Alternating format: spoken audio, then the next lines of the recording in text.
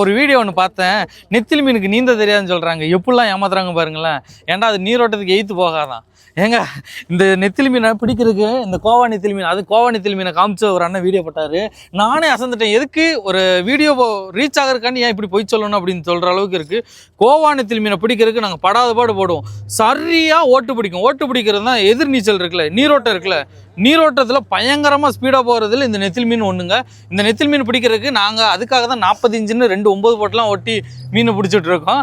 இந்த மீனுக்கு நீந்த தெரியாது அப்படின்னு சொல்கிறாங்க. என்னென்ன கதைலாம் விடுறாங்கன்னு பாருங்களேன். நெத்திலி மீனில் ரொம்ப வகை இருக்குது, நான் காமிக்கிறேன். இப்போதுக்குள்ள என்ற ஒரு 3 டைப் நெத்திலி இருக்குது. இது வந்து கோவா நெத்திலி, டேஸ்ட் சூப்பராக இருக்கும். அது போக பார்த்தீங்கன்னா இது வந்து கருப்பு நெத்திலி, சரிங்களா?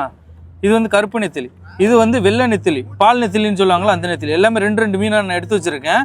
தயவு செய்து நல்லா தெரிஞ்சுக்கோங்க, புரிஞ்சுக்கோங்க. கோவா நெத்திலி மீன் சரியாக ஓட்டு பிடிக்கும், பயங்கரமாக போவாங்க இந்த நெத்திலி மீன். இந்த கோவா நெத்திலி நம்மள்ட்ட இப்போதைக்குள்ள கருவாடு இல்லை, இனிமேல் போடுவோம். வரும்போது இருந்தால் கண்டிப்பாக வாங்கி சாப்பிடுங்க, சூப்பராகவே இருக்கும். இதை வந்து நாங்கள் அப்படி குழம்பு வைக்க போகிறோம். பாய்.